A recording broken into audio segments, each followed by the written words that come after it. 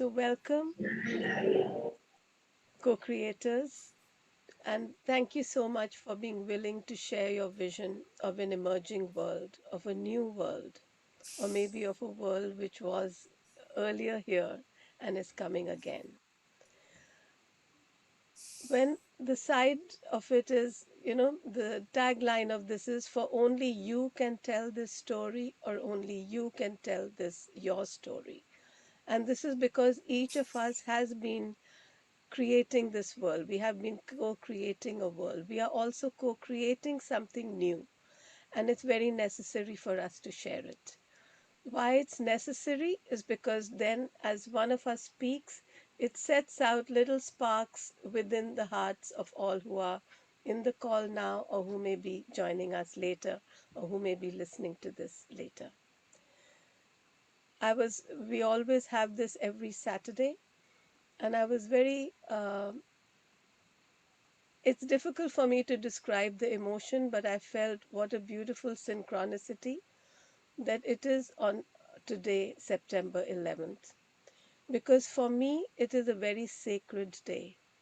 Every day is sacred, and what is sacred about today is that it has evoked so many deep emotions and has become a word which is universally known. It is a date which is universally all over the world. There is shock, surprise, and many other emotions that come up, not only for people who were there at this very shocking event in New York City, but also people all around the world. There are many events which have taken place in our world, in our lifetimes, where we remember the date, we remember where we were at a certain point. And as we are awakening to a new humanity, we realize that those are like connecting nodes for our memory patterns. Those are very important events when the whole of humanity was woken up to something. What we were woken up to will depend on who we were at that time. What we keep experiencing every year on that certain date is what we are evolving into. So it's something good for us to just share for a moment. If we could go within ourselves and think of all the scenes which may come to our mind and just bless and send light. Just with our breath, if we can go from a space of calmness, what we will see in the scenes of that first September 11 that we remember and what we are feeling right now. And as we did just before we started the recording, within our hearts are all the people who are near and dear to us, our ancestors and those not yet born, people we have never met and yet who we have this heart connection to. All are here in this circle with us.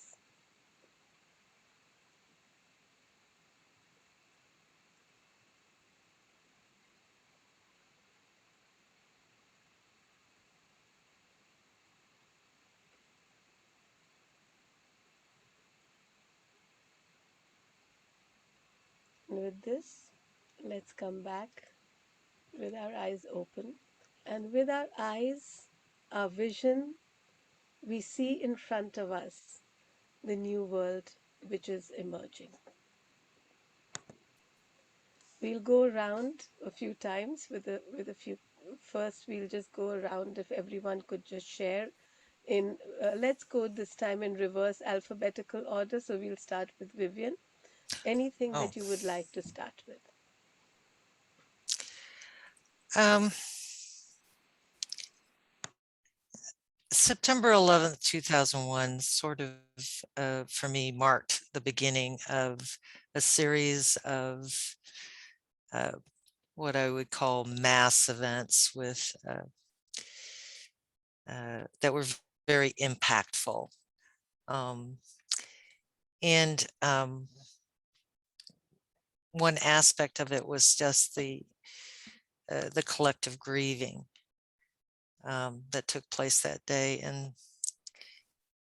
uh, and it really touched my heart.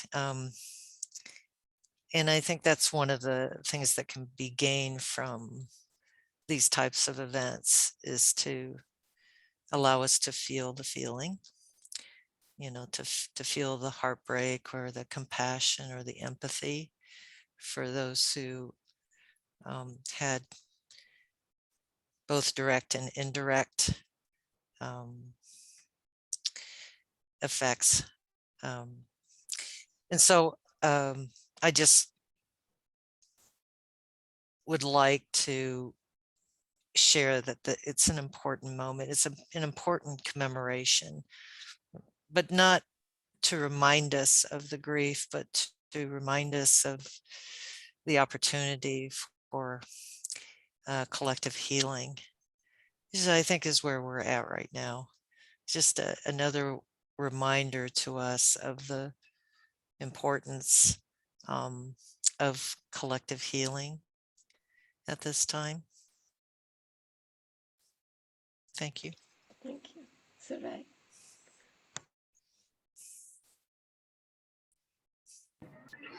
Uh, I am from Venezuela, and I wasn't.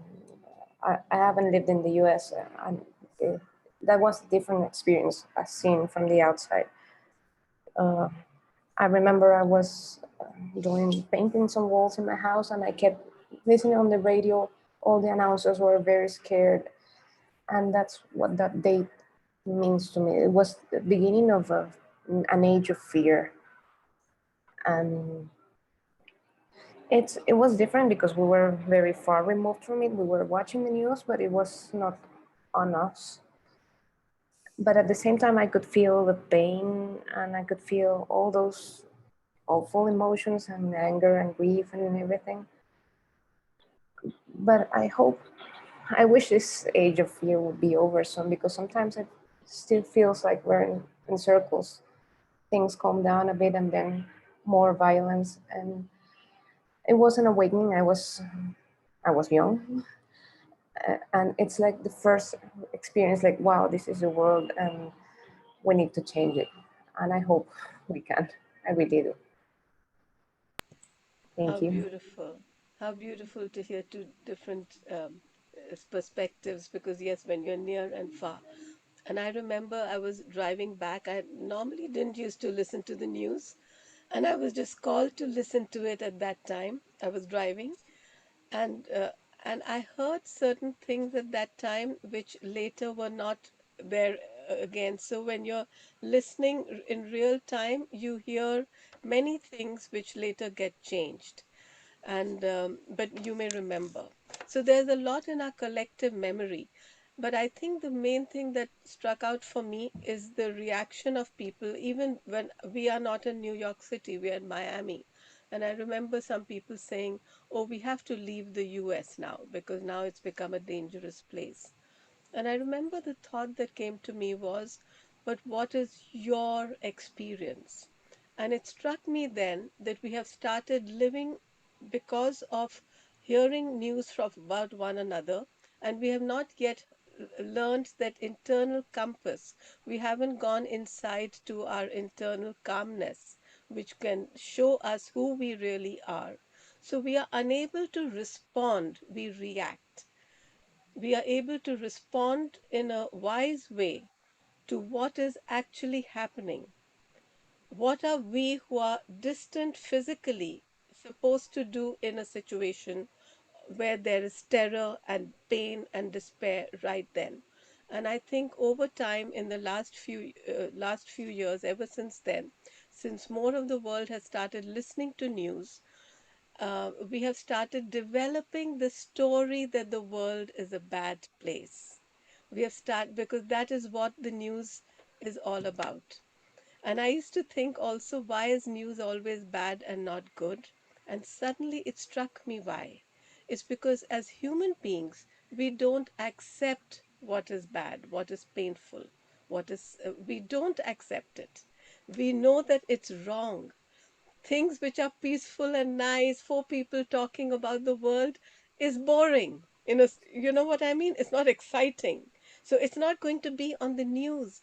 And that actually is a good thing, as long as we remember that the news is what is unusual, it is not what is usual, we will stop trying to form our worldview based on the news.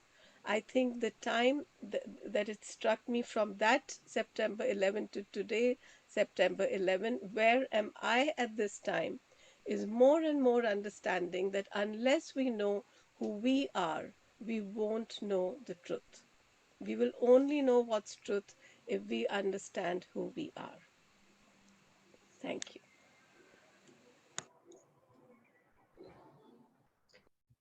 Yeah, Minachi, that's a very good point. I go back to the assassination of President Kennedy, because I was just a year out of high school and had started my education to become, at that time, a licensed vocational nurse. And I was in the classroom, and I remember my other students, friends, just a big gasp, and people went into tears, and it's like something you remember exactly where you're at. And so with 9/11, the things that come up for me was I was near the TV and I was watching it and in shock. And yet at the same time, the memories that come back for me are, besides the anger and frustration that people weren't listened to, that this was a possibility, because we knew that people were out there trying to learn how to fly but not land. And but the biggest thing, so wanting to do better, wanting for us as people to do better, to pay attention, to not have the hierarchy control us, but to be listened to, so that we can, as a people, do better, because we intuitively could have done better. But the bravery of all the people, the first responders, and all the people that, in spite of the danger, were out to protect their fellow person, their fellow citizen, the people, other people were meaningful to them, and that they were willing to risk and be out there. And the bravery of the people in the plane calling and saying, I hope I'll see you, but if I don't, I really love you, and going ahead and stepping up. So I think that my vision and my understanding of who we are as human beings are so much more than we let ourselves think about what we could be. We see the division, we see the angst, the upset between people. And my brother and my husband sometimes watches the news and gets hopeless. Oh, people, blah, blah, blah, blah, blah. And yet, instead of looking at how incredible we are, and I agree with watching the news and how what drives us is or what drives a lot of the television shows especially the news, is what people will watch. Um, and so my husband always goes, "Oh, the little good thing at the end of the story or the end of the news," which they've started doing. They didn't used to have always the nice stuff. He likes wants to turn it off before that. It's like, no, I want to watch that, and I want to see the good stuff. And if we were to do more of that, we would be looking at the young people that come up with these innovations and all the amazing things that are going on around the world, that would excite us about our future, rather than the most recent gun violence, etc. And I think I don't want to leave watching the news, because I want to know what's going on. Um, at the same time, it's challenging for me to have a balance. So I have to work at that, connecting with people in that positive sense, and hearing all of the amazing things that are going on around the world that are very exciting, like all of the communities that are popping up around the world, where people are living together and creating new possibilities of ways of living together, and new inventions, and all of the things that help us be free of the previous types of energies and things like that that have sustained us, and ways of saving water, and etc. So I see the world as a positive, in a positive trajectory, um, and and I need things like this to help me maintain that, because because of all the other things that keep coming at me.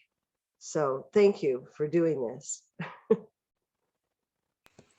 Thank you so much, Karen. This was a very good round because I feel that, Karen, you were the pivot who took us from that date to what we need to discuss next. And so I'm going to reverse, if it's okay, we can reverse the circle now. So we'll go in alphabetical order. So what you started was that, what you would like to see, or what actually you said, what is good that's already happening in the world, which we also need to be aware of. And you mentioned two things, and so I remember the time when, not too long ago, when I needed to get information, and the only way to get it was either to go to a physical library next door, which probably wouldn't have that information, or a university library where you couldn't enter unless you were a student or a teacher. And I have always wanted to know much more, even when I was not in either one of those two places. And so I remember the day when I was told about the internet. It was something completely shocking and surprising, and I never understood. And that's why I call the WWW the World Wide Web of Wonder. So it's actually four W's. Because I don't know how many of us have realized that this is like the Akashic records in present in front of us.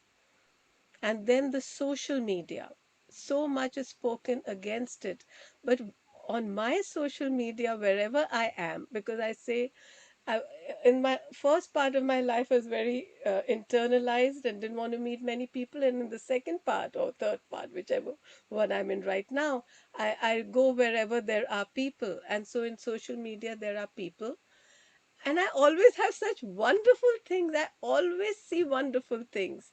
I've never had anyone say bad things to me on my on any of my feeds, you know.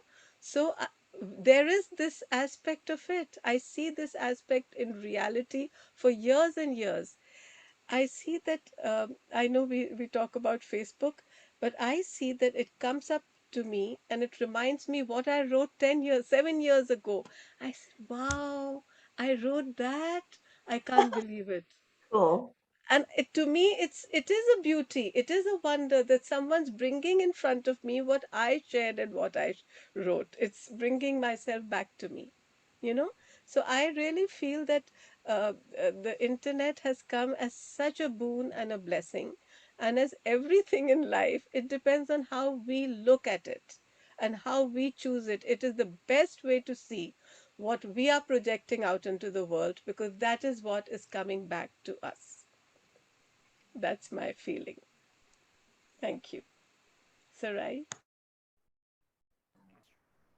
Well, continuing on your topic about the internet, I remember also the first time I was very young, maybe 15, 13 years old, and I was reading something written by an astronaut, and I was like, oh my goodness, I can read this. I have access to what someone in outer space is saying.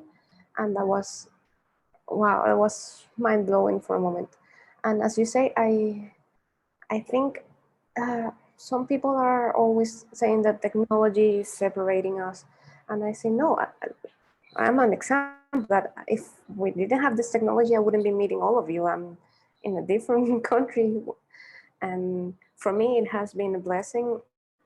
You have to be careful about what you consume, because that is, to me, like the perfect example of law of attraction. If you're looking into news and bad stuff and negativity, the algorithms will suggest you more of that. So I try to keep my space clean, and I have like separate times when I watch news related things, but I try to keep it for releasing and entertaining myself.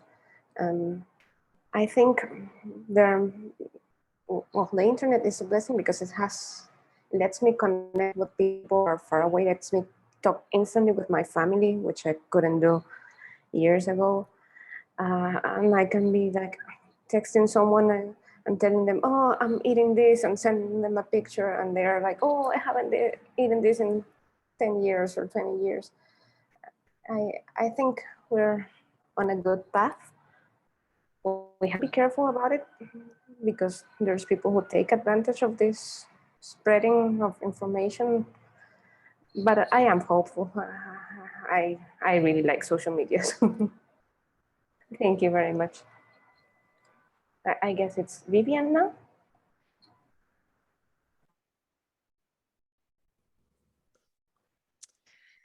Thank you.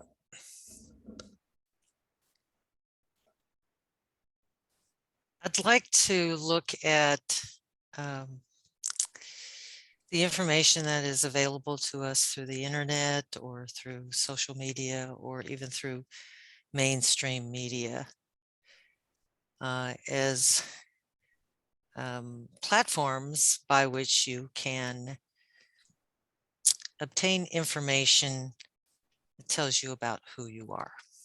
Okay.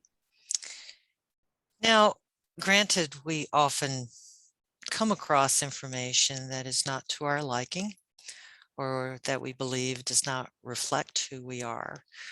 But there is value in that, particularly if the information incites or arouses some kind of emotional response to that. That is one of the best, in my view, signals that there is something within yourself that you need to look at. So you can make broad generalizations about some of the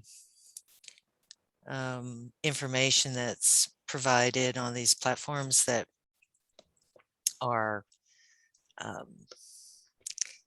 you can characterize them as hateful or as trolling. That seems to be a common activity that brings some people joy. but uh, but there's still value in that.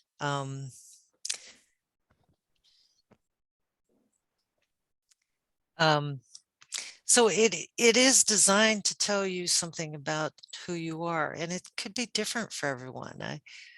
I try to stay away from making broad generalizations about people who, let's say, attack someone else because they disagree with their politics or their political ideology. I think we we all do what we do for various reasons.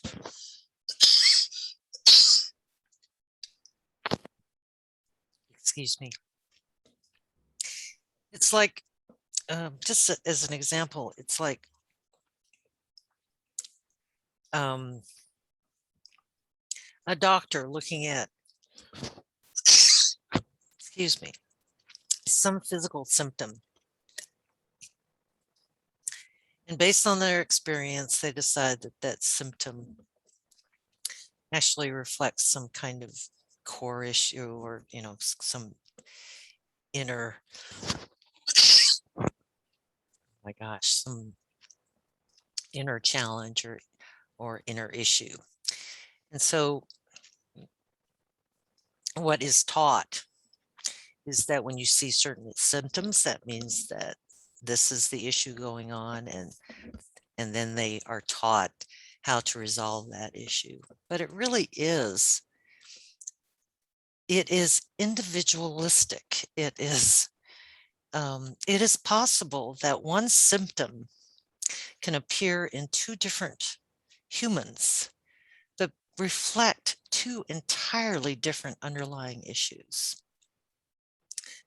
And that's the kind of education that I think I would like to see more of on these various platforms, is to kind of provide another perspective on how to look at things. So just a perfect example is on the COVID-19 vaccines. Okay, let's just get into some practical application. And so people have chosen to divide the world between those who agree with vaccinations and being inoculated and those who do not, that are referred to as anti-vaxxers. But I think we have a tendency, and this is conditioning from the past, to view all of the people who are pro-vaccine to be the same in some way, that all of the underlying reasons for wanting to be vaccinated are the same, and they're not.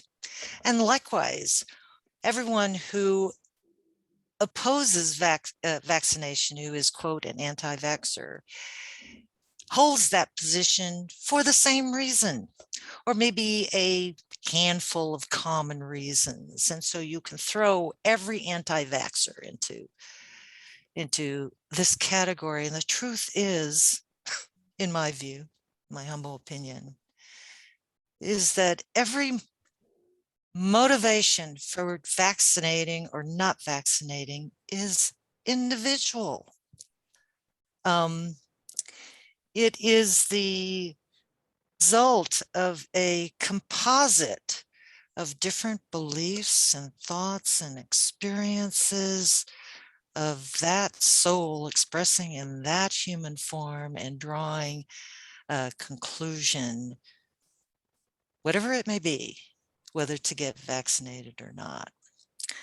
So another way that these forms can be helpful is in giving people another way to look at this. That first, get rid of this idea that we're divided. We are not divided, and we have never been divided, no matter what anyone says. We are all one. I mean, I take that as a given. So perhaps an approach to healing would be for people to develop a better understanding and awareness of the differences that people may have just in their perspectives. There's exactly what you said, Meenakshi, honoring people for where they stand, even though, and largely because we cannot know everyone's story. We can't know what led them from point A to, point Z on their position on vaccinations, but honor their choices and send them love and light to not cause them to take a opposing position that may agree with yours, but rather to bring them clarity, on what is the best, what is for their best and highest good, and consequently the best and highest good of all. I think it's that kind of empathy and understanding and compassion, regardless of the fact that, yeah, people are, we're up to uh, a recorded 5 million people in the world that have died from COVID-19 related illnesses. And the estimate is probably closer to 12 to 15 million. That's a large percentage of people. But again, the important thing to remember is that each one of those 12 to 15 people are individualized consciousnesses that made the choices that they made. And yes, our heart breaks because they may have caused others to maybe become infected or become ill and die. But I just want to share something I learned, gosh, almost 30 years ago. It was from Emmanuel's book, which was channeled by Pat Rodegast. And one of the statements that I've held on for all of these years, is just the simple statement, trust the wisdom of their souls. Trust the wisdom of their souls. Honor them by trusting the wisdom of their souls. And know that everything that happens in this world happens for us to raise our consciousness. And by doing so, lift everyone. Thank you. Thank you, Vivian. That was very beautifully expressed. And I found myself nodding my head at many and then taking a few notes, which I wanted to share. I think everything does boil to focus and perspective. What is your perspective from which you are focusing on a certain thing? And just like September 11th event, the way that what that forced the world to do was to focus on one thing. So on September 11, many things happen in the world, wonderful and fantastic and sad and happy. But we all, but in the world, memory is one event which and there was a reason for it. The reason is never something small, it's always something large because it involves anything that involves the whole of humanity. So I remember in March of 2020, I think it was when COVID first started being the news, and I said, for me, the big thing is for what reason is this becoming a focus? Because I always also my tendency is that when I'm looking at a photo, I think of the photographer. Who is the photographer who caused this person to look like this? Because this person was looking at that person, and maybe the person was looking at their own memory. So I look back, or I look away, or I look behind. And what's happening today in the world when COVID 19 has become, because COVID is also common cold, COVID has always been here. COVID 19 has become the focus. And I said, for what reason is it becoming the focus? What appears to me today, because like you said, Vivian, that the world seems to be becoming more and more divided, but it actually is not. And I think of it as a left leg and a right leg. We need both legs to stand. Whenever I would tell a point of view to my husband and he would agree, I would say, no, I want you to tell me another point of view. Because how will I get a whole view if I only hear my view? I won't see the full picture. And the way that you quoted the person, Emmanuel, yes, I'm not sending light to someone for their clarity. I'm sending it for my clarity. I must understand why I must all to disrespect someone by saying that they are not listening to their soul is not something that I can do. I must respect that they are, and actually, I feel this is the real challenge in our life today. With all the tools that humanity has been given, modern humans and ancient humans, whichever culture we belong to, there have been so much information gone to us, so many tools we have been receiving. Have we learned to listen to our own inner wisdom or not? Are we taking choices because of fear or love? It is so simple. If we are taking any choice, even the choice of understanding another person, are we doing it out of fear? It can't be right. We have been told again and again there's nothing to fear but fear itself. Fear has been given to us for a reason. The reason is not to stay in it, the reason is to leave it. It's such a beautiful ground from which we can leap. It is not a ground in which we allow ourselves to get tied and hurt. We can't do that. So I think for me, the big thing is, which is a good thing that we can do in the next round, is what are we envisioning in the people who are not, who don't agree with us? Can we see that that we are all flow, we are all a movement and not one thing? Our minds keep moving, we keep changing, we keep deciding moment to moment. There's no one anti and for, because that anti and for was just before, and this minute I'm someone else because the world has changed and the place has changed. And so many things, like Karen, you talked about that event of Kennedy. So many things, when we look back, we are told were different than what we were told at that time. We must work with that wisdom. So, can we take a moment and get into our whole self, our past, present, and future self? That is our universal self. Because the universal self is in the now moment, which has everything in it. And go into that wisdom which your one cell had just before it became two. Everything that we was there. All the DNA molecules which we have received from ancestors whom we are not even aware of. Many of us who have done our genealogies have seen the different countries from which we have come into this space. The ancestors who have come from so many different backgrounds. All of that was present in that one cell before the sacred geometry divided us. In that one cell, there is a very deep breath, and that breath is the breath of light. Breathe from that cell in and breathe from that cell out.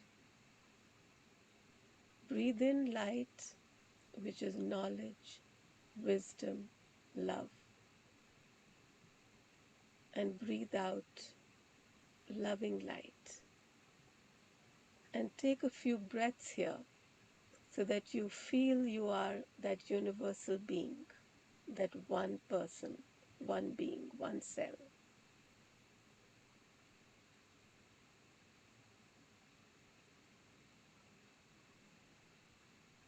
And now, as you look around you, you see everyone as that one cell of perfection, bathed in loving light, in unity. Together we are co-creating this world, this universe.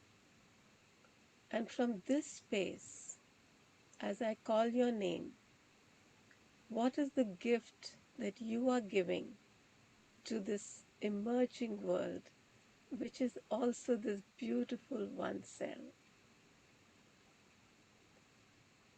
Vivian, What are you giving to this beautiful emerging world?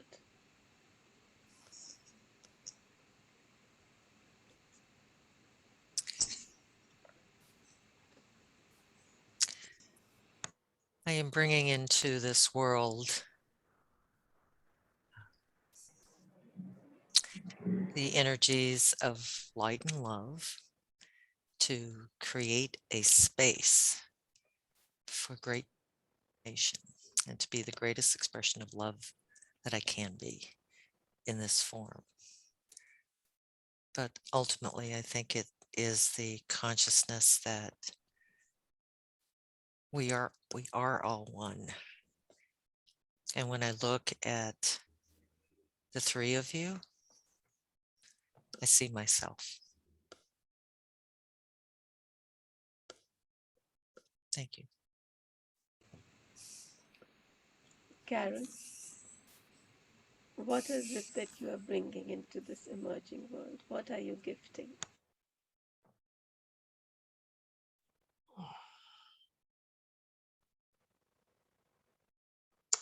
Um, I think the desire for excitement and beauty and pleasure of the natural environment and the desire to um, have a sustainable earth and to really pay attention to nature in the world that we live in, to be present and also support the new little ones that are coming in through healthy families and healthy couples. And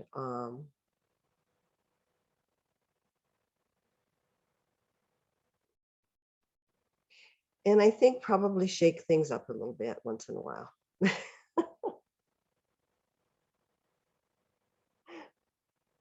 Thank you. Sarai, what is the gift your universal self is bringing into this world? Can you look at the camera when you speak and speak in real time? Okay. Um, the gift that I'm bringing right now is connection. I, I I'm helping people connect with others who are not necessarily close to them physically, emotionally, or mentally. And in that process, I think I'm also learning to connect with myself. I was very moved by what you said regarding listening to your soul and how we think others are not listening to their souls when we don't agree. That really touched me right now. So I hope that through my enabling others to connect with each other, more of us, including myself or starting with myself, can connect within our own souls. And I thank you all. I really, I feel so much right now. I'm really grateful. Thank you. That's a beautiful word that you brought in, gratitude. And if we can share what we are grateful for, in what we are grateful for in our personal life, in our family life, and in the world. What are we grateful for right this minute? Can we start with you, Vivian?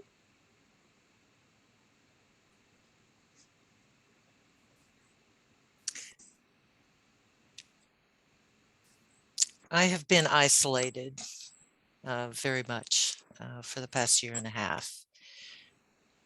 And I am very grateful for the chance to share my perspectives with you all and others who may listen to the recording or watch the recording. And not necessarily because I have a need to be heard, but because I really enjoy that heart connection. I think this is a time where we're being given many opportunities to come from that heart space and to live our lives in a very heart-centric way. And I tell you, I so enjoy that, and I am so grateful for that. So thank you all. And the family and the world. I'm sorry. What are you grateful for about your family? Oh, my family. I meet by Zoom conference every Sunday at 5 p.m. with Oh, I think it got frozen. almost always show up and have done so for since maybe January of last year. So I'm really grateful that my family has that heartfelt connection enough that they value our weekly get-togethers. Thank you. And I think we have already spoken what we are grateful for in the world. Or do you want to add something? Um, yes, I would. I am grateful that what is unfolding for us right now is actually unfolding at a very rapid pace. I am grateful for the sort of time compression, the acceleration of mass events that are affecting all of us collectively.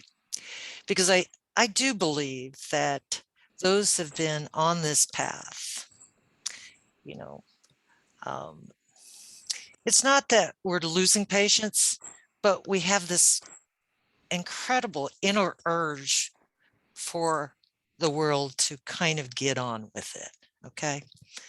Um, but I also know that, and I've asked probably this group before, what do you get from lessons in patience? Two things: patience or more lessons in patience. And I'm actually grateful for the opportunity to learn that patience as well. Thank you.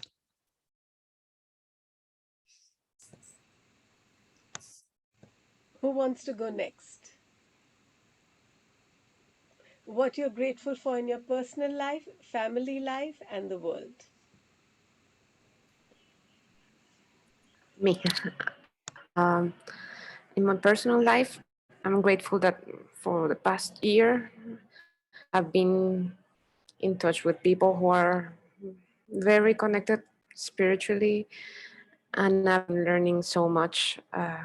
It has been like a year of accelerated spiritual growth that I didn't have before, that I didn't take time to do. And sometimes it's a bit overwhelming because it feels like, oh my goodness, there's so much to learn at the same. But also, I feel the change and I feel a bit of how it's impacting those close to me. So I'm grateful for the opportunity to grow inside. And regarding my family, I'm grateful that they're all healthy, that they may not be exactly very close right now, but they're supportive in their own ways and they're there. And in the world, I'm grateful for the changes that I'm seeing, for the people that are working hard every day to make it at least their little corner of the world a bit better. So I'm sending my love to everyone who's working for the good of everyone. Thank you. Thank you. Karen? Remind me. What are you grateful for in your personal life, your family life, and the world? The emerging world or the world? So my personal life is grateful to be at a place where I have neighbors that I adore, and a yard that I can tend to, birds and rabbits that come visit. And for the space to grow, and because I'm semi-retired, and this opportunity to connect with people like you, and others that are looking at different perspectives and are trying to evolve and deepen their awareness. And I'm also so grateful for that, but I'm also grateful for whatever changes are going on that are propelling us into greater insight and deeper awareness of ourselves.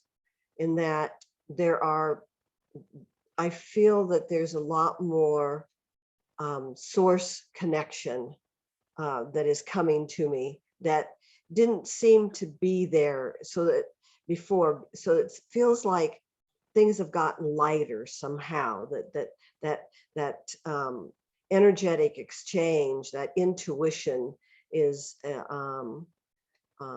much more available to the average person than it used to be. So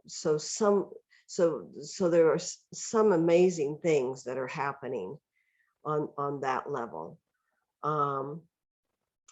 And my family, I'm grateful for my granddaughters that are doing really well and that are in my life, and cousins and relatives that I can connect in with, and finally have time to interact with a little bit more than having a busy work life.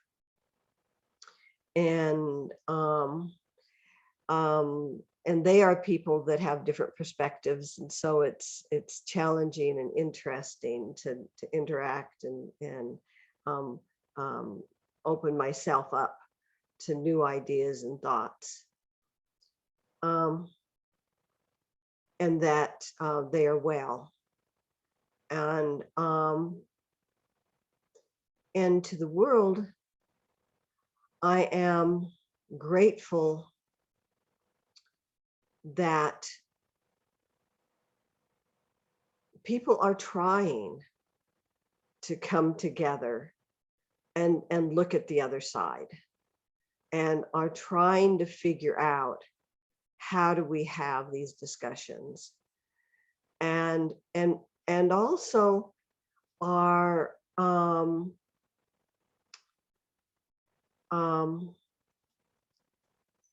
making decisions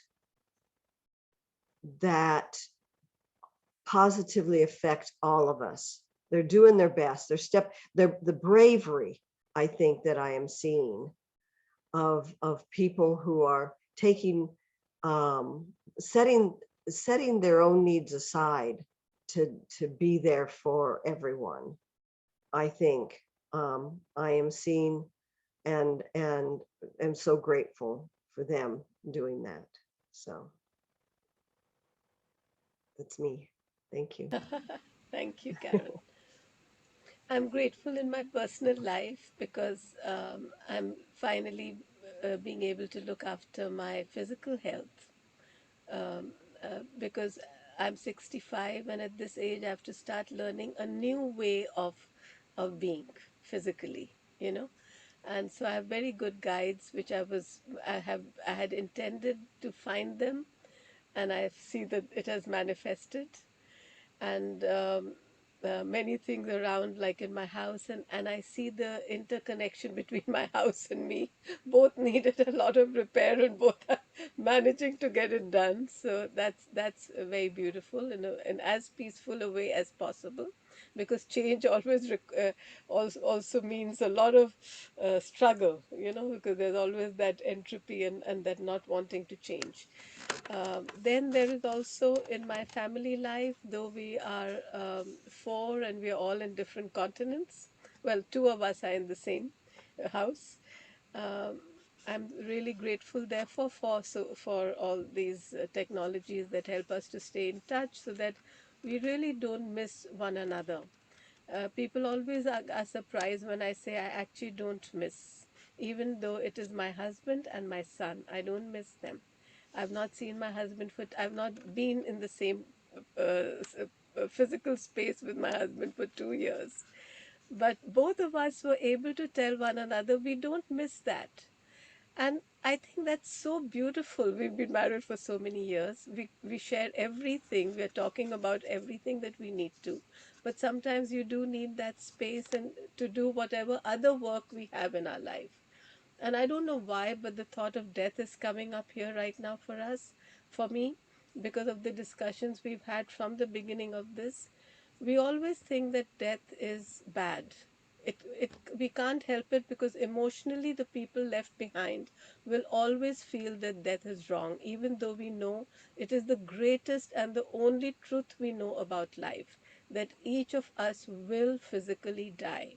We just are not able to emotionally come to terms with it. Some of us are okay with our own death, but not with that of others. And some of us are not okay with either of them.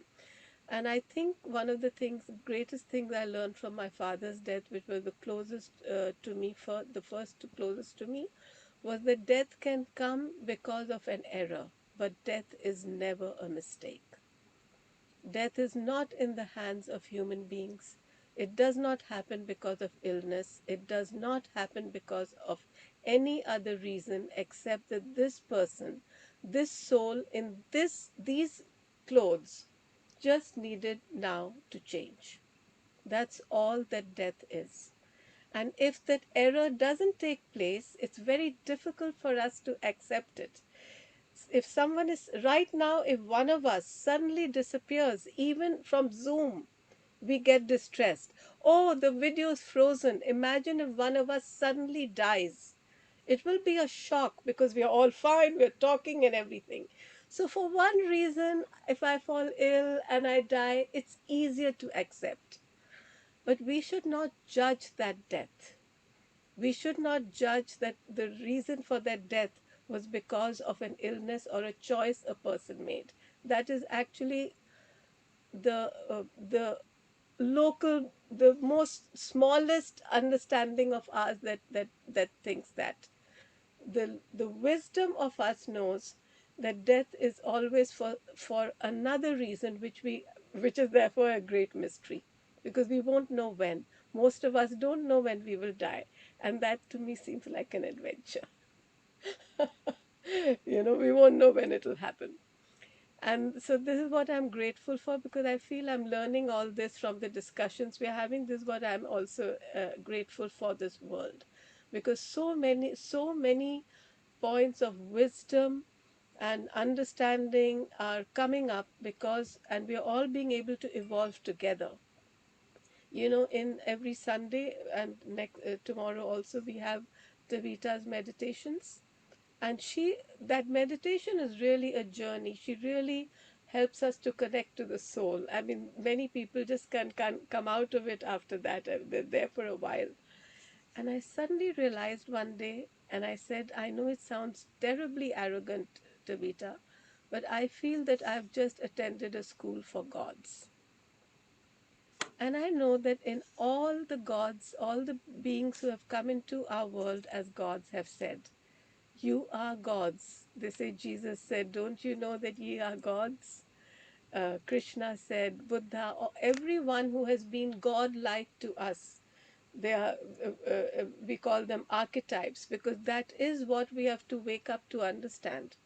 So when I see the news or when I see something bad, the point is, from myself, what goes out. I think that's what all of you have said. And so what goes out, uh, what is the first thing? And I'll know I've changed when the first thing is not, oh my gosh, how horrible. Oh, this is what I need to send here. This has come into my attention because it's asking me to send healing or to help or to save, depending on how close I am to the situation. I'm so grateful because all this world has, this is what I have learned from this world. Thank you.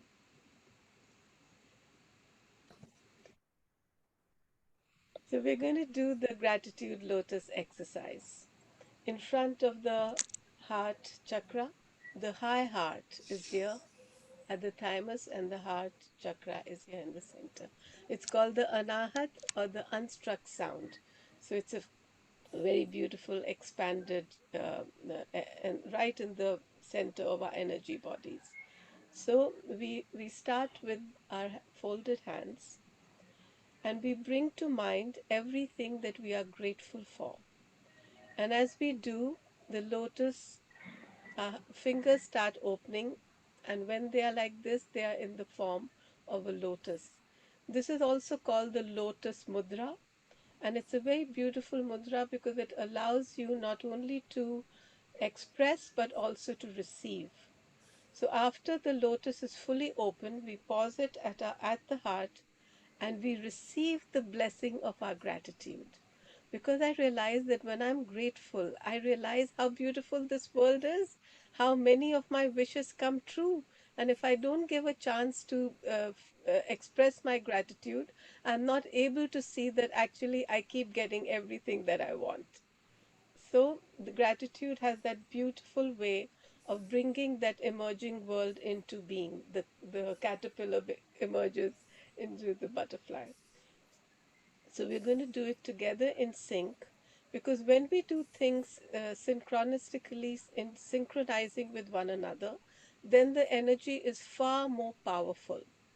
And many years ago, in 2009, I was given the message that there were 40 sages around the world who were constantly in a state of samadhi meditation, and they were sending out in turns a certain vibration into the world.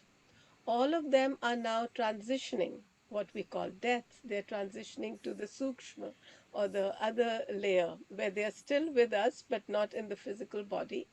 And they said that now thousands of us have to be in the state of gratitude at the same time every day, just being in loving gratitude for Mother Earth and all beings. Who is Gaia? Gaia is Mother Earth and all beings. So as we are in our gratitude, we will do this exercise together, because when we do it together, the focus is stronger. Thank you.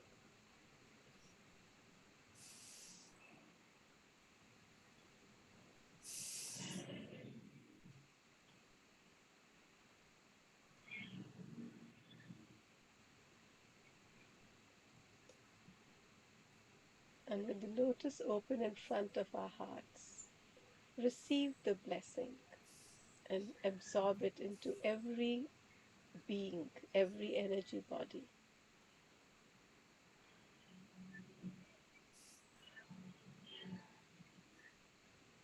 And now we radiate the living light to all beings of this emerging world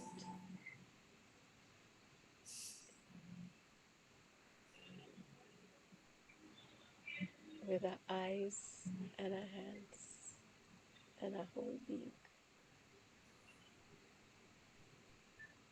Thank you.